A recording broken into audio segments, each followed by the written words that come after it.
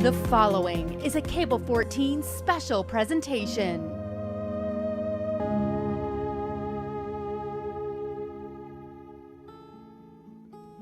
The city of Hamilton is situated upon the traditional territories of the Erie, Neutral, Huron-Wendat, Haudenosaunee, and Mississaugas. This land is covered by the Dish with One Spoon Wampum Belt Covenant, which was an agreement between the Haudenosaunee and the Anishinaabe to share and care for the resources around the Great Lakes. We further acknowledge that this land is covered by the Between the Lakes Purchase in 1792 between the Crown and the Mississaugas of the Credit First Nation. Today, the city of Hamilton is home to many Indigenous people from across Turtle Island, known as North America. And we recognize that we must do more to learn about the rich history of this land so that we can better understand our roles as residents, neighbors, partners, and caretakers.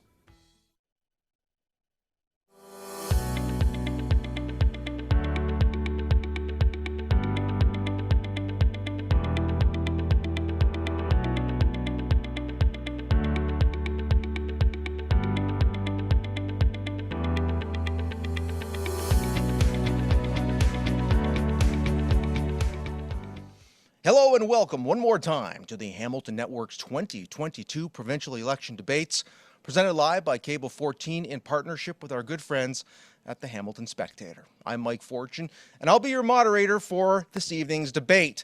For the next hour, we will be featuring candidates in the riding of Hamilton Mountain. Joining us live in studio this evening are Chantal Lachance from the Liberal Party and the incumbent from the New Democratic Party, Monique Taylor. Thank you both very much for being here this evening.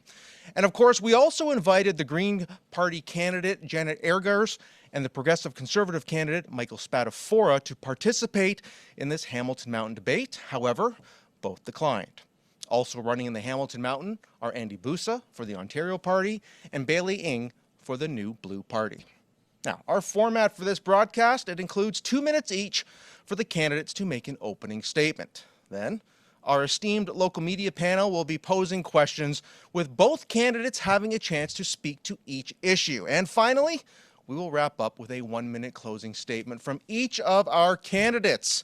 Viewers at home, if you're watching live, please tweet us at Cable 14 or email election@cable14.com to share any questions that you would like us to ask on behalf of you to our candidates. Now, I'll be doing my best to keep us on track with what's expected for each section and timing and how we're doing for that particular time. So without further delay, let's get started with our 2-minute opening statements. If needed, you will get a 10-second warning before I call time. Representing the Liberal Party, Chantal Lachance, the floor is yours. Thank you, Mr. Fortune, and you, the audience, who are listening and allowing my voice into your home. I was born on Hamilton Mountain, and the last few weeks have reminded me that we have the best people. People with a great sense of citizenship and community. As a teacher and as a parent, I feel and hear the concerns that we are addressing together at the doors. Those concerns, along with my desire to serve the public on a greater scale, are the only reasons I have decided to become a candidate. The Ontario Liberal Party has learned important lessons that allow us to come into this election with a greater sense of clarity, one that will allow us to make Ontario a place to grow as it once was. Over the last 4 years, we have collaborated with tens of thousands of Ontarians in order to make sure that our plan reflects you, the voter. Now, the reality of leadership is that as a leader, we are always judged by what we get accomplished. As a party, we have taken bold steps to enhance the life in Ontario. Do you remember smog alerts? Do you remember looking into the sky and seeing a haze of pollution? The Ontario Liberal Party ended the burning of coal, which was responsible for that smog. Now, 12 years ago, we also created full-day kindergarten, a transformational approach to learning which allows students to develop their creativity and their sense of leadership. We have also ensured labor peace and have worked in collaboration with our municipal leaders. Those are the kinds of results that you can expect from a party with the strength to form government and a leader with a tangible plan to bring positive change to your lives on day one. I look forward to answering your questions and providing you with a vision for progress, the new Ontario Liberal vision. Ms. LaChance, thank you very much for that opening statement. We do appreciate it. We will now pass it over to Monique Taylor, the incumbent for the New Democratic Party. Thank you so much. I am Monique Taylor. I am your NDP candidate for Hamilton Mountain, and I'm the incumbent for this riding. I would also like to start by thanking Cable 14 for having us here this evening, and to you, the viewer at home, who've invested your time to take part in tonight's debate. This election is critical to the future of services which impact all of our lives. They are at stake. Healthcare, seniors care, education are all at risk. I have knocked on thousands of doors. I have spoken to so many of you. Your concerns are the same. Your cost of living, affordable housing, a healthcare you can count on, dignity in seniors care, and the well-being and education of our most vulnerable resources, our children. For years, we have watched Liberal and Conservative governments underfund and disrespect our most valuable public programs and services. From Liberals who sold Hydro One to the Conservatives who continue to privatize health and seniors care. I think their records speak for themselves. These are not the people who are going to fix what they broke. The past 2 years have truly highlighted the cracks in these sectors. And this can only be the result, which can be expected, from years of underfunding and neglect. I know Ontario is ready for change. The NDP is the only choice that prioritizes people over profits. And we are the only ones who you know that you can count on.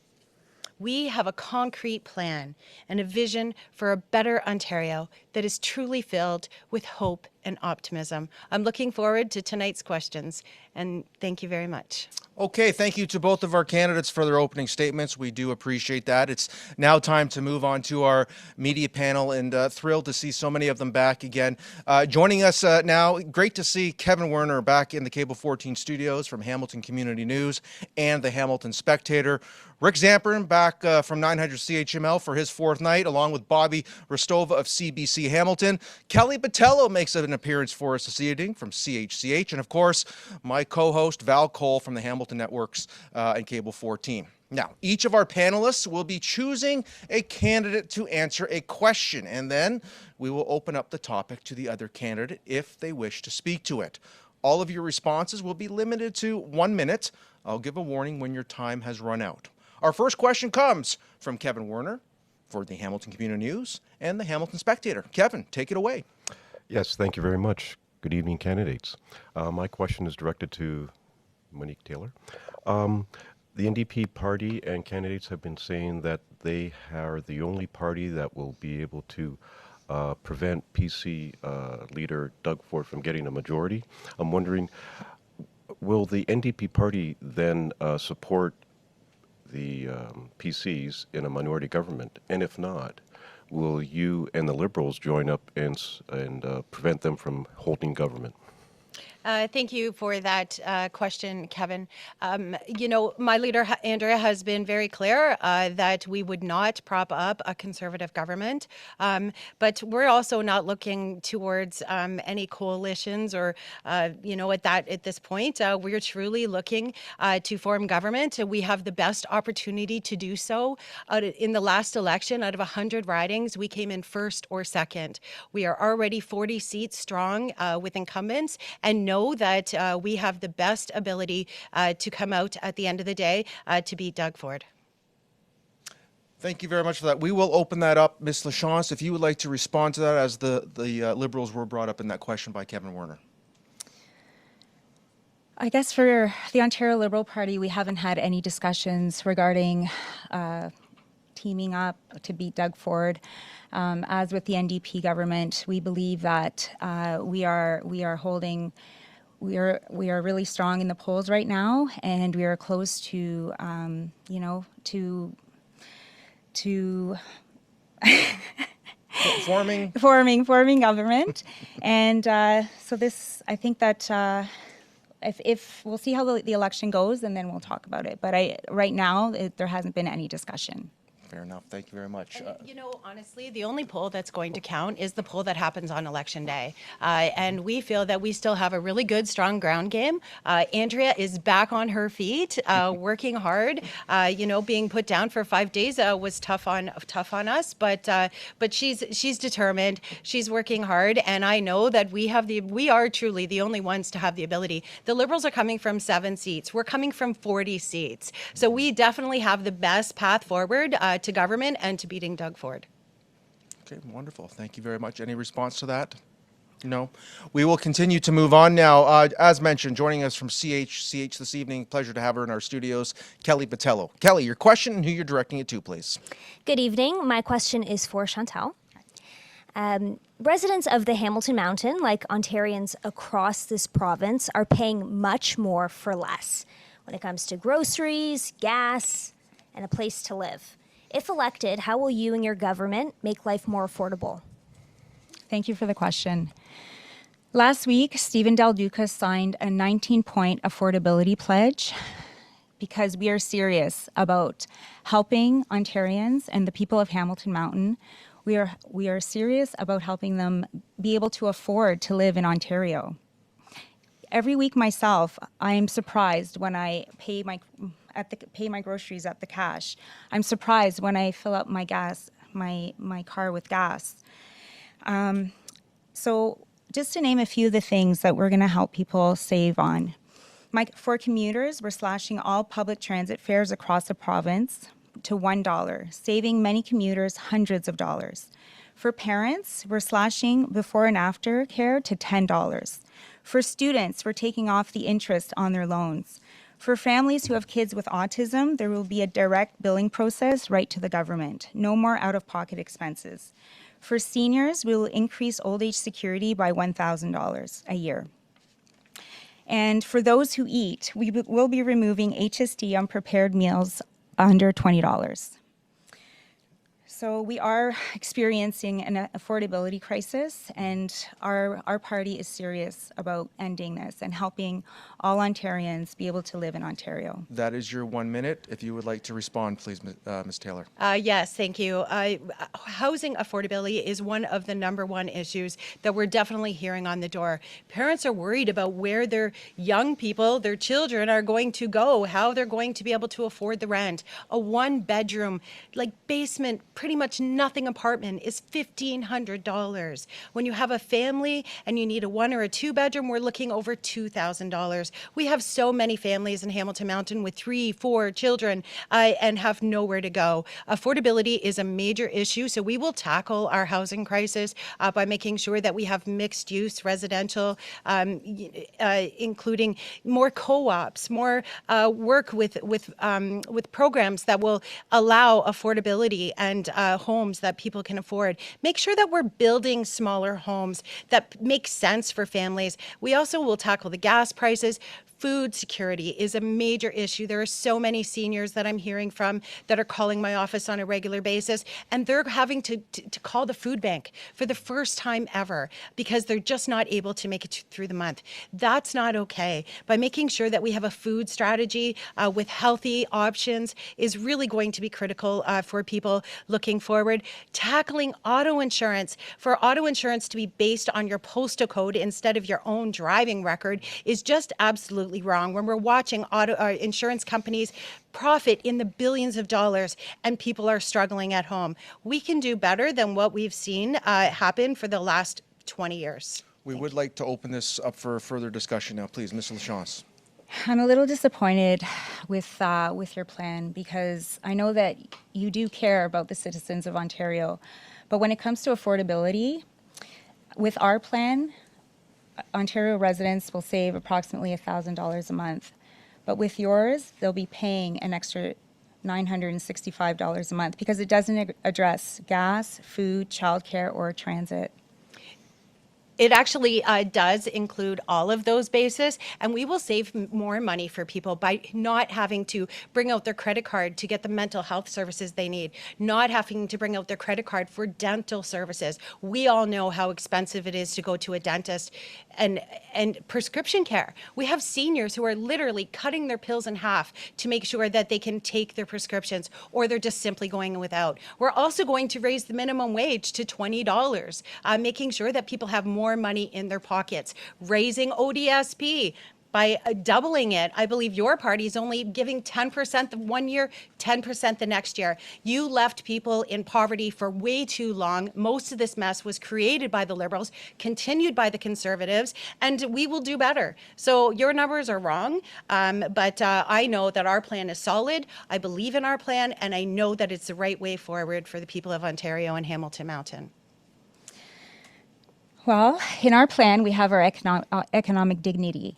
And under this plan, we will be raising the livable wage. We will be introducing a livable regional wage for people. So depending on where they live, the wage will change. And included in the economic dignity plan are benefits. They're portable benefits no matter where you live, no matter where you're working, that will be included. People will also Liberals get had 10 sick sick days. Chantal, I know you weren't there, and I get it, and I respect you for thinking that you can move forward. But Liberals are Liberals are Liberals. They'll tell you one thing to get elected, and they'll do another thing as soon as they get there. The affordability lays on the back of the Liberals. Our housing prices. It was the Liberals who opened those loopholes for corporations to be able to come in, and to speculators to come in and to buy up our homes. We have entire communities that are being bought up by big corporations, raising rents that people just can't afford. You didn't raise the minimum wage. You didn't raise Ontario Works. You didn't raise ODSP. Today's not a new day. People are still feeling the effects of 15 years of Liberals, continued by 4 years of Doug Ford's Conservatives. I know that some people want to keep looking in the rear view mirror, but we want to move forward. We want to move forward with our new plan, our new leader, history books for a reason, and Chantal. our new set of candidates. History counts. That's why they have history books written. Thank you both for that lively debate. We'll continue on now from CBC Hamilton, Bobby Rostova. Your question and who you are directing it to, please, Bobby. Thank you. I'd like to ask the incumbent a question. Speaking of history, the pandemic has been historic, unprecedented, as everyone has said. I wonder how you evaluate your own role in this. Do you feel like your constituents' needs were met during this pandemic? Thank you for that question. I can assure you, my staff and we worked so hard day and night. This was a fearful time for so many. People had no idea what was happening. We had a Conservative government. Boy, I really wish the Conservatives were here to answer for their role in this. It's really unfortunate that they're not. We had a government who couldn't make a decision, changed mandates on a regular basis, changed directives on a regular time. So we did our best. We were hosting town halls with small businesses. We were doing our best to get small businesses the grants that they needed, the money that they needed when the Conservatives' plan was failing. We were working hard, pushing them, the Conservatives, to ensure that we had vaccines, that we had testing clinics that could be open. There was so many things happening on a regular basis, and our constituents were scared. And I'm grateful that I had the opportunity to serve during this time. As hard as it was, I believe I had their backs. Look at our long-term care. I mean, look at Grace Villa, what we went through. One day I was literally standing out front doing a video, being able to talk to people, to the constituents, and they were bringing bodies out behind me. That was the most horrifying thing I've ever seen in my life. And those workers at Grace Villa are still feeling those effects today. Ms. Taylor, thank you very much. We will now open this up for further discussion. Ms. LaChance. I just wish Mr. Spadafora was here so that I can ask him where the $4.4 billion in COVID relief money is.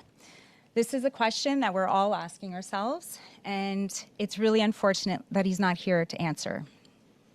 You're absolutely right. It is shameful that they're not here to speak for their record. Just as I said to Chantal, Mike Spadafora has signed on the dotted line to be a Conservative, so he holds that record. And for him not to be here is completely disrespectful to the people of Hamilton Mountain, to not withhold and stand up to their own beliefs and records. Thank you both for that. Oh, would you like to continue with that? Sure. Yeah, please go ahead. I Ms. just Lachance. wanted to say Yes. that this is the most important interview that we've ever had. And typically in life, if you don't show up for an interview, you just don't get the job. Thank you very much for that. We will now continue on from 900 CHML. He's here for his fourth night. Mr. Rick Zamprin, you're up. Fourth time's a charm, maybe? I don't know. As a proud Hamilton Mountain resident, looking forward to your answers the rest of the way. So far, it's been rather entertaining and insightful, and I think all the people at home watching can say the same. My question is to Ms. Lachance. Yes. I want to talk about putting people to work, because we have all four of the main parties that are proposing to build 1.5 million homes over the next 10 years. There is a tremendous gap and a need for more tradespeople in this sector. We simply don't have the numbers to pull off 1.5 million homes over the next decade as we stand right now. There's also an enormous number of vacancies in the service industry. So what's your plan and what's your party's plan to put people into these jobs? Thank you for the question. So first of all, the first thing we want to do is invest in promoting the skilled trades in high schools. And that's a way. I know in my own high school where I work, it's something that's not being done enough, or I would say at all. It's just, if a student just happens to take the course and then he finds it interesting, but no one is doing anything, actively doing anything to recruit the student. So recruiting and getting their interest and making sure that not just boys but girls as well are being recruited, so that we can take advantage of the great talents of men and women in Ontario. And the other thing that we're going to do is we're going to match the federal funding. So anyone who wants to go into the trades, they will receive a grant, and the federal government is also giving a grant. So the two combined will also be a great incentive for them to go into the trades. And for myself personally, I always talk to my boys about looking into the trades, because I know that, my father was a carpenter, and I know how much it can be very rewarding as a career. Would like to open this up now to the rest of the panel here. Monique, if you'd like to touch on I that. am the rest of the panel this night. Yes, you are. Thank you. Yes. Jobs are such an important topic, and you're absolutely right. We have so many retail jobs, jobs that could be filled, but we're not getting people out there. We need to increase the minimum wage. We need to know that people need to know that they can invest in their own futures by going to work and not feel that they're being disrespected. We're going to create an Ontario benefits program so that all workers in this province have healthy ability to take care of themselves and to get those benefits that so many union jobs, enjoy. Doing the trades, absolutely. Bringing the skilled trades back into the schools and those shop schools back in. I believe it was the Liberals that actually cut those schools. I remember Parkview and a few different schools that were cut years ago, and I'm pretty sure it was under the Liberal government. So it's interesting to see that they're going to bring them back. But making sure that we're truly investing in the trades and that young people understand that these are great jobs. Mm-hmm. Stop streaming, right? Stop streaming in the schools and making sure that we're actually telling these young people that trades are great jobs, that they can have opportunity. And there's so many things that we can do. Manufacturing, we're going to and our green energy plan is going to create jobs for thousands of young people across this province. We're going to plant 1 billion trees, putting young people to work with real wages and respecting their time and energy. There's ways that we can get people to work in this province, and New Democrats are the way forward for that. Yeah, I just wanted to talk about our economic dignity plan. So basically, what we want to do, what we need to do in Ontario is give people a sense of dignity. If they're going to go out to work, they need to be able to afford life. So when we talked about the regional livable wage, that means that depending on where you live in Ontario, that wage will go up or down. So if you're living in an area that's a little more affordable, the livable wage would be a little lower. And if you're living in a place like Toronto or even Hamilton, the livable wage would be higher. So included with the livable wage is our benefits, including mental health benefits.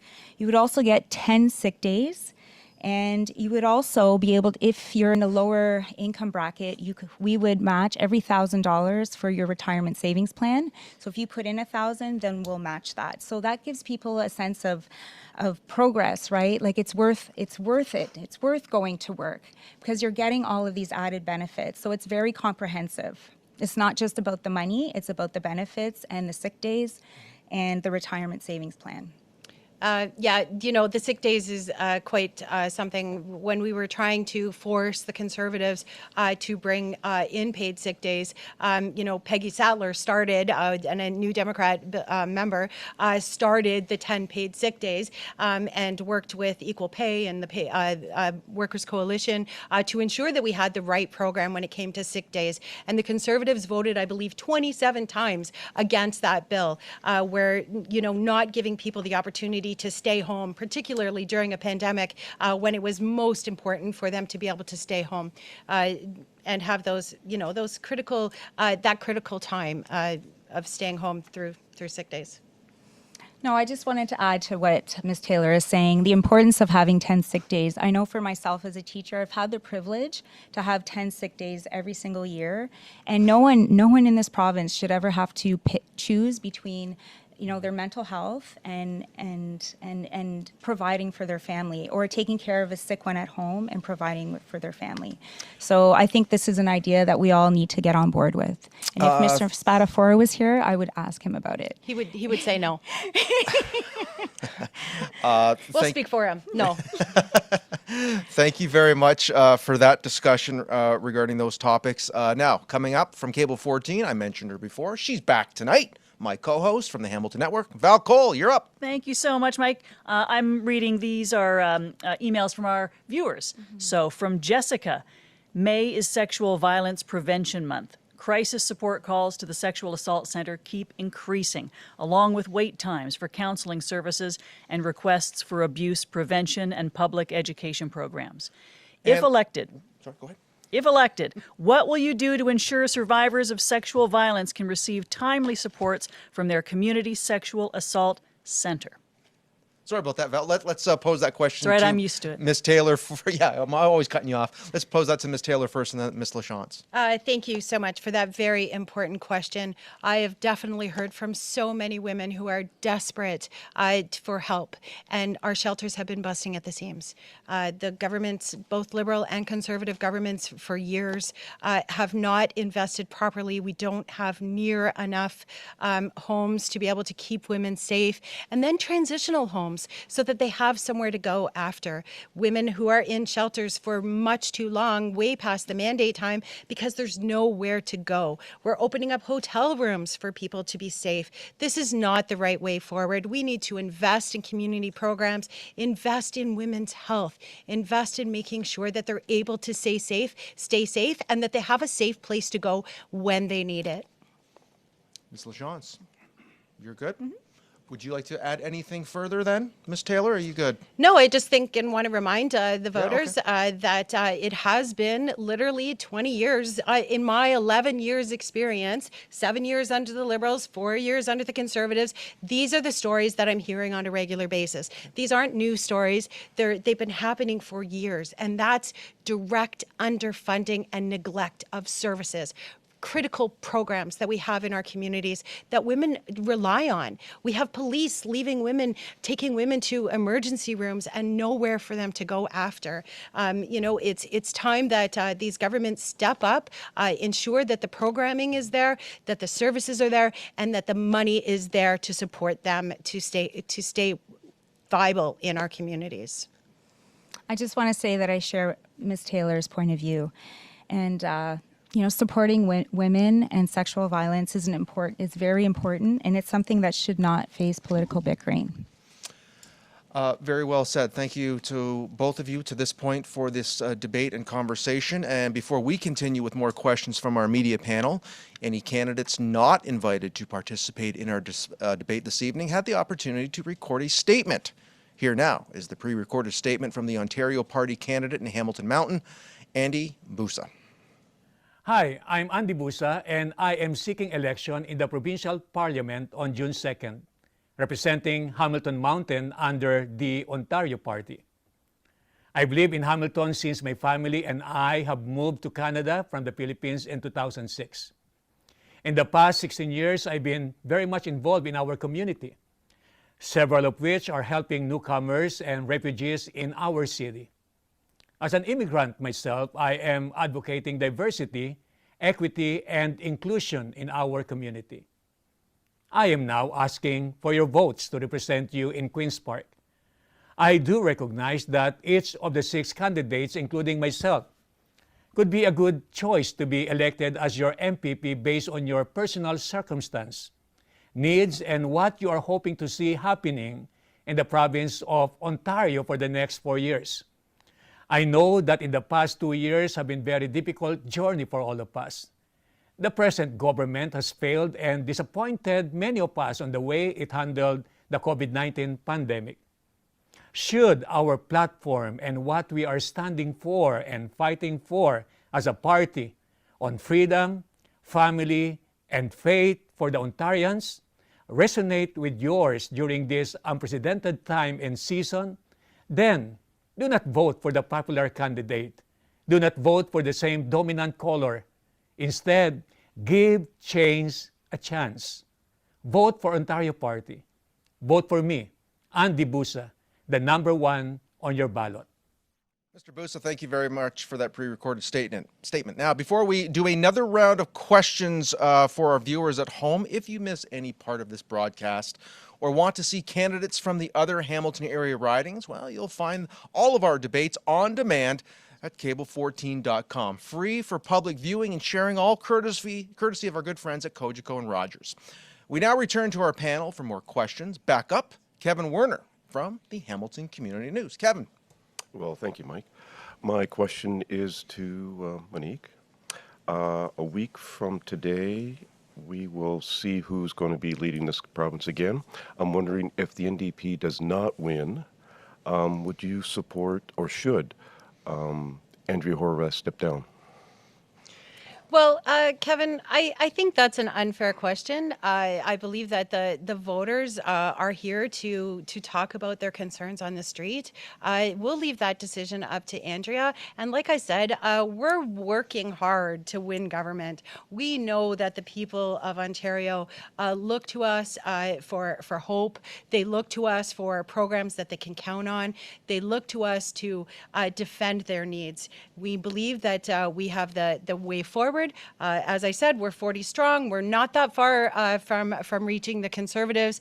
We just need the people of Ontario to ensure that they're voting on election day and that they make sure that their vote counts and it's in the right direction.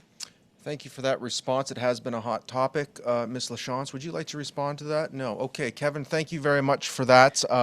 We will continue on with our media panel. And of course, coming to us again from CHCH, it's Kelly Botello. Kelly, it's all yours. Thank you. My question's for Monique. Grace Villa Nursing Home on the Hamilton Mountain was the site of the deadliest COVID outbreak in the city. What reforms do you think are necessary in nursing homes to prevent more tragedies? Thank you for that question. And you're right. It was absolutely horrific what we've seen happen there. We need to bring back quality control. Let's just do that, right? Take profit out of our home care, out of our long-term care, making sure that we're investing in our seniors, not in somebody's profit. We have watched in 2020, 3 major long-term care giants, including Mike Harris's Chartwell, paid out $170 million to shareholders after receiving $138 million of government subsidies. We can do better. Take the profit out of home care, bring back quality control, ensure we have 4 hours of hands-on care. Pay our PSWs respectfully, make sure that they have good jobs that they can count on, that are reliable, that are full-time, that have pensions and benefits, and respect them for the work that they're doing while they take care of our seniors, right? Our loved ones, our parents, our grandparents. I know for the day that I ever have to end up in long-term care, if that day ever comes, I want to know that the system that we built will be safe, that it will be well maintained, that seniors will eat proper, healthy food, that they'll have their teeth brushed and be able to get to breakfast, in a decent time instead of the measly 4 minutes that they have now. This is liberal and conservative governments for years who have dismantled and built a poor, shameful system Thank you, that Ms. we've Taylor. put our seniors in. Let's have Ms. LaChance jump in. We know in the next 13 years, the senior population will double, and they will represent approximately 30% of the demographic in Canada. So we found that 95% of seniors want to stay home. So we want to offer a stay home first approach.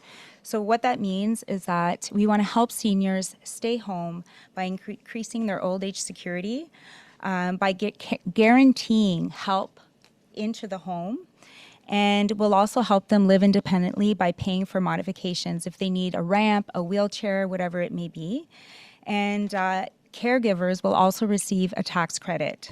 Now, we have the same plan regarding ending for-profit long-term care. We absolutely want to phase that out by 2028.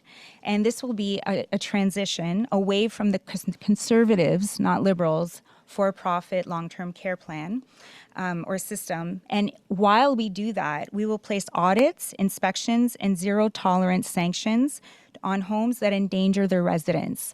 So this is something that we are committed to, and I know our leader is personally committed to this because he does have elderly parents, so he has an emotional attachment. And at our house, we're also, in our family, we're having the various discussions, and we want to make sure that this is also fixed as soon as possible. 15 years of Liberal government, and they built 600 beds. We've always known that the demographics were aging. I remember years ago hearing about a silver tsunami that was coming. Like we had an aging population. They did absolutely nothing to invest, to ensure that we had enough PSWs, to ensure that we had enough beds. This is proper planning. This is how you take care of your seniors. This is how you care. I mean, Stephen Del Duca cannot be a new person. He was a Liberal minister under Kathleen Wynne.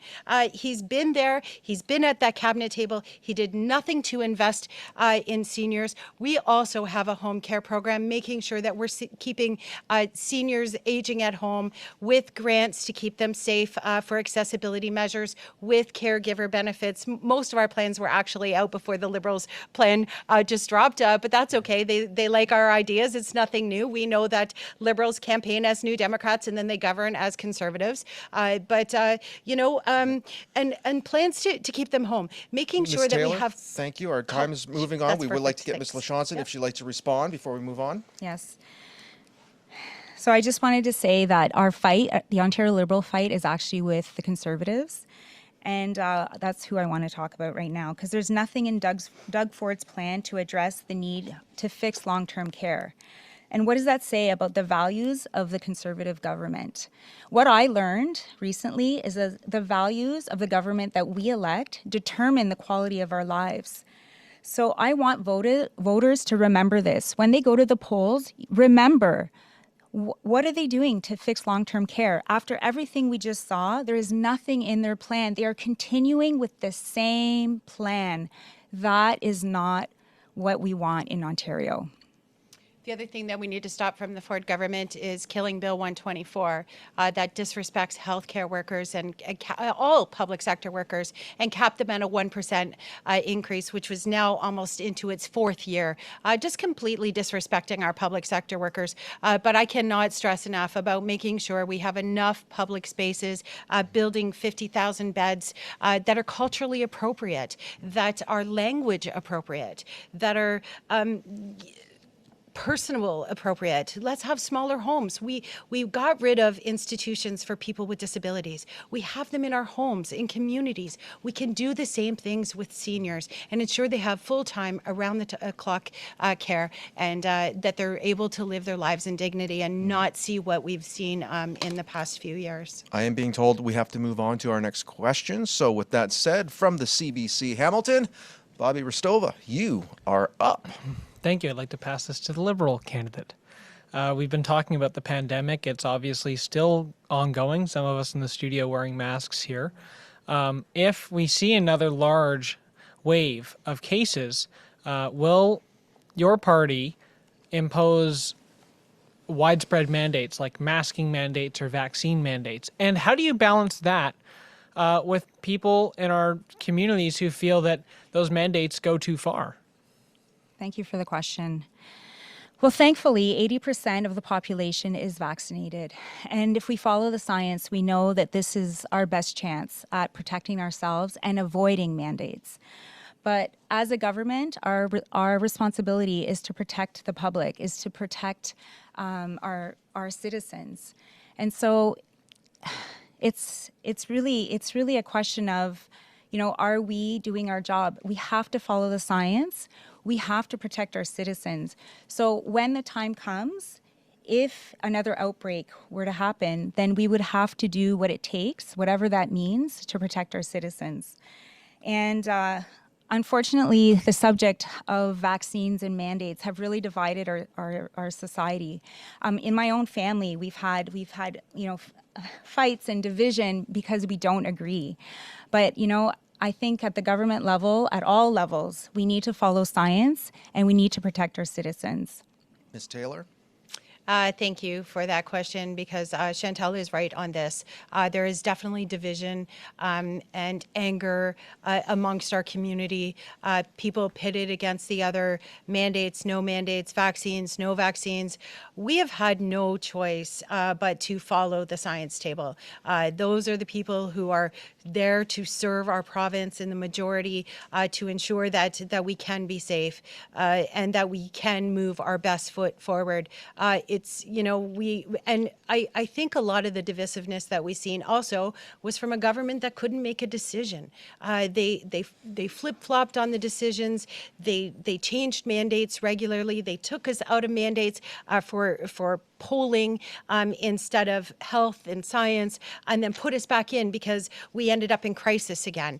That's not the leadership that we want to see. We need a government that will stick to a decision, keep us there for as long as possible, and then move us through gradually and safely to ensure that people can live their lives and that we save our most vulnerable people, who are the ones who are truly at risk. I mean, many of us are catching COVID on a regular basis. It's like something we have to learn to live with in some sorts. But if we get those vaccines, we're not getting near as sick, and we're not as likely to pass it on to somebody who is vulnerable. So that's the way I see it. It's unfortunate that we're so divided. It's unfortunate that there are 7 sides to a story that really didn't need to have that many Follow-up, involved. Ms. LaChance? Yeah, I just wanted to say that the Ontario Liberal government would like to combat misinformation.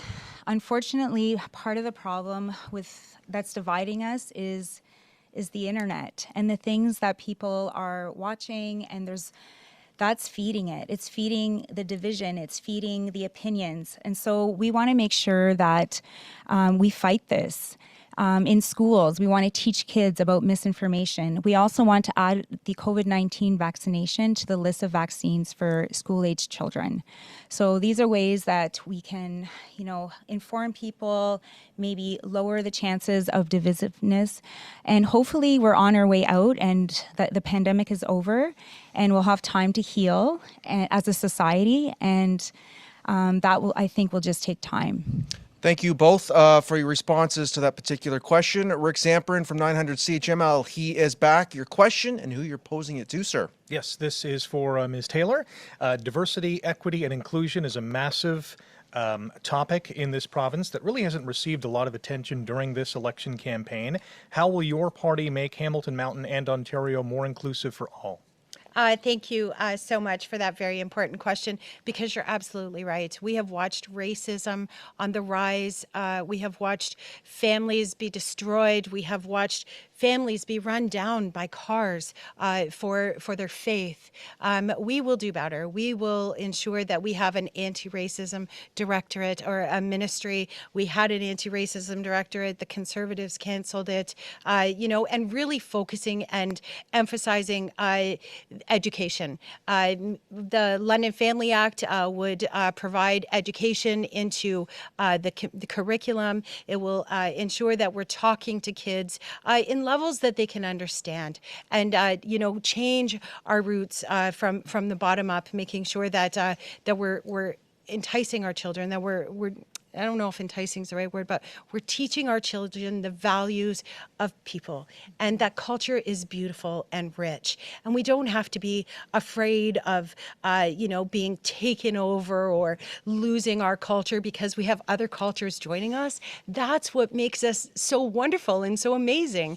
I love the ability to join into other cultural celebrations because we learn and we can celebrate with others and enjoy their rich foods and music. And I think once we start celebrating people's cultures and places where they come from, then we should learn how to enjoy that too. Ms. There's Taylor, a lot of work to do. that is but time. Yeah, We would thanks. like to continue on and let Ms. LaChance get in.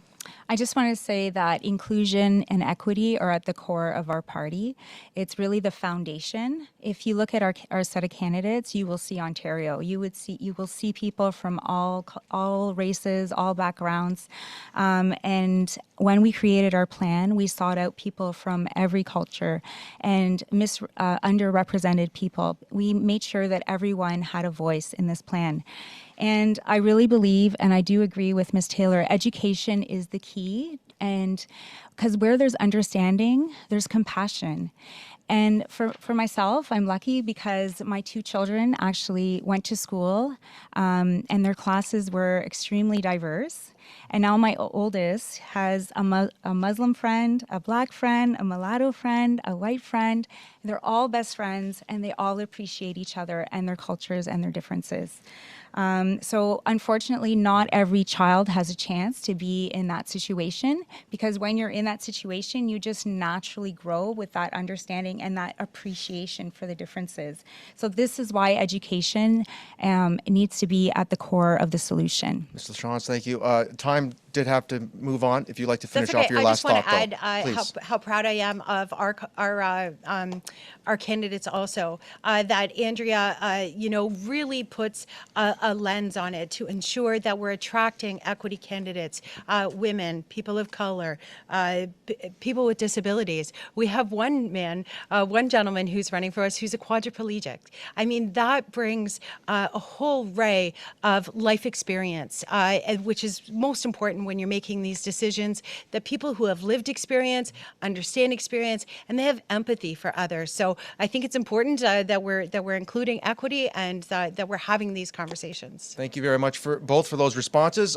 From the World Wide Web, Val, I believe you have a question from a viewer. Yeah, it's hard to pick. We've had a lot of great responses. This one is from Heather for both of our candidates tonight.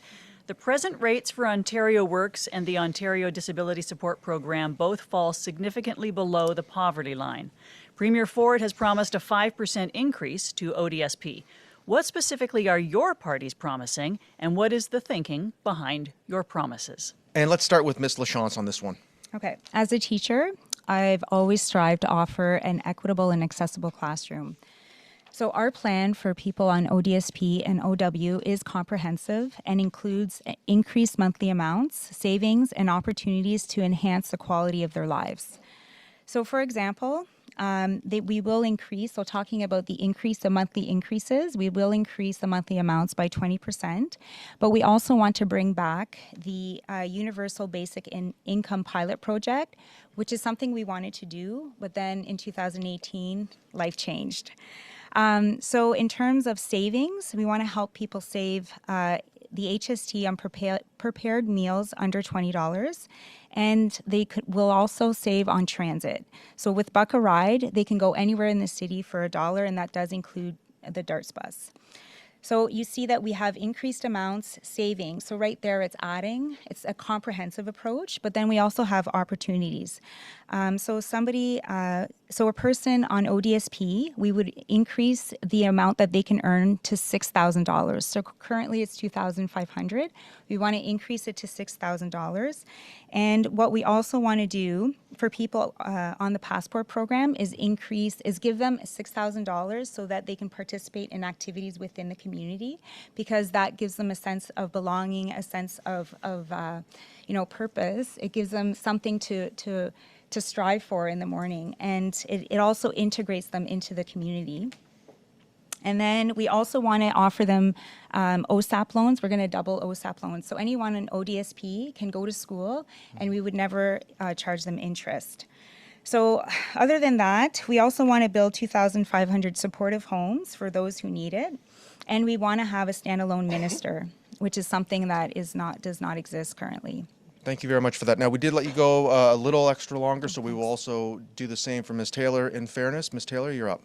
Thank you so much. Thank you, Heather, for that question. It's a really important question because poverty is a major problem here in Hamilton and across Ontario, and that literally stems from years of Liberal and Conservative governments that have underfunded, literally left people in poverty because they were disabled, not increasing. When the Liberals, just before the Liberals left government, they were doing a measly increase of 3%. When Ford came into government, he cut that to 1.5%. He privatized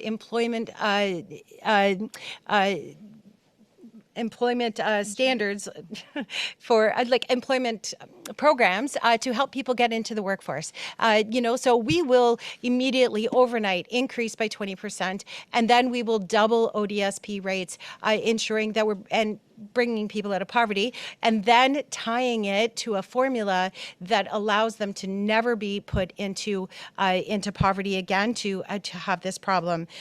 Making sure that we're changing how a spouse is defined. Currently, if I'm on ODSP and my partner has a job, we can't live together or else they're cutting back my check. So he's expected to take care of me. Well, where is a person's dignity in that? There isn't one. People need to be able to stand on their own. They need to have their own money and their own earnings. And if they're disabled, they deserve to have an income that comes in the form of ODSP. And that is time. Thank you very much. I'm being told we have time for one more question. So if our candidates are up for it, we have Kevin Werner back from Hamilton Community News. Kevin, your quick question to both candidates and quick responses from both of our candidates as well, please. I feel pretty privileged. Too many questions to ask, but I will ask the Liberal candidate. Will your party commit to creating a standalone Indigenous ministry and help to provide the necessary funding to help to recover all the dead bodies that have been found across Ontario? So to answer your question, yes, we are committing to having a standalone minister at Queen's Park. And we are committed to the truth and reconciliation calls to action.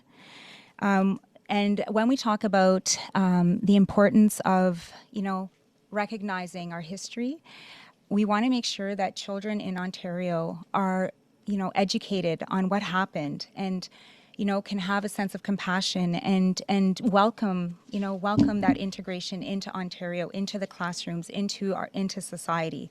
So we are definitely committed by having that minister, and we would like to also make a national day for truth and reconciliation, and we'd like to make that a statutory holiday. Ms. LaChance, thank you very much for that. Ms. Taylor, you have 1 minute. Thank you so much. Yes, we are also committed to a standalone ministry for Indigenous Affairs, committed to all of the 75 recommendations, which currently only 11 have been done. UNDRIP, make sure that, which is the United Nations Declaration of Rights of Indigenous People, imply it into our laws. A strategy on suicides and crisis that we're seeing in our First Nations. Get clean water, a clean water strategy, which the Liberals cannot deny. I'm sorry, Chantal, but once again, the Liberals cannot deny that years and years you have allowed boil advisories to happen. And the Conservatives have done the same thing. We will not do that. We will pay the bill and then we'll send the bill to the feds. Never mind this ping pong of who it belongs to. Just get the work done. A housing strategy to ensure that people have safe places to live. Mental health strategies, health strategies, addiction strategies. There is so much work that needs to be done for First Nations communities that have been neglected for years. That will stop under an NDP government. And that is our time for our debate portion of this program. Thank you both so much for the candid and entertaining debates. And of course, the questions posed to us by our wonderful media, Kevin Werner, Rick Zamperin, Bobby Rostova, Kelly Botello, and of course, Val Cole. With only a few minutes left now, our Hamilton Mountain candidates are going to be moving on to their closing statements, going in opposite order from how they started, 1 minute each, starting with Monique Taylor for the NDP. Thank you so much. And thank you, Cable 14, for having us here tonight. Thank you to all of our reporters for all of your great, fantastic questions. Thank you to you for tuning at home. And thank you to my colleague from the Liberal Party for the important discussions that we had this evening. While we may not disagree on everything, I do respect your being here and taking part in our democratic process. Thank you, Hamilton Mountain, for your continued trust in me over the years. Being your representative has been truly one of the greatest honors of my life. I know and love our community, and I understand the challenges that we face. I am committed to continuing to work hard. So once again, I'm applying for the job. So I humbly ask for your vote on June the 2nd. Together, we can work towards a better and brighter future. Thank you so much. Ms. Taylor, thank you for that. And having the final say in tonight's debate, Chantal Lachance for the Liberal Party, your closing statement, please. So we have heard a competing vision for a way to move our riding forward. I'd like to thank my fellow candidate for sharing her ideas. As a teacher, I remind my students to always check the facts. For all the rhetoric of the Ontario PC Party, spending is way higher than it was when the Liberals were in power. The difference is our party did not offer gimmicks with no value. We did not propose 2 highways to nowhere, but rather investments in education and healthcare. Now, even with all of the NDP's passion and commitment, which I truly appreciate, we have had no sustainable or meaningful change brought to our riding in the last 10 years. The Ontario Liberal Party has the strength to form government and take on the PCs. We are a new Ontario Liberal Party with a new leader, a fully costed plan ready to implement on day 1. It's time for Hamilton Mountain to make the same changes. With that, I humbly ask for your vote on June 2nd. And that is time. Thank you both for this debate. Ms. Taylor from the NDP, Ms. Lachance from the Liberal. And of course, thank you very much once again to our media panel. And a reminder, also running in the Hamilton Mountain area are Michael Spatafor for the PC Party, Bailey Ing for the New Blue Party, Janet Eggers for the Green Party, and Andy Busa for the Ontario Party. Hamilton, this concludes our debate series for this 2022 provincial election. Please join us on election night for up-to-date results and analysis, all beginning at 8 p.m. I'll be alongside Larry Deaney and Tara Crunali. As we leave you this evening, we want to extend a very special thank you to the entire Cable 14 production team who has worked to bring these debates to you over the past 2 weeks. And folks, please, whatever you do, polls are open. Make sure you get out and vote before June the 2nd. I'm Mike Fortune. We'll see you on June 2. Good evening, everyone.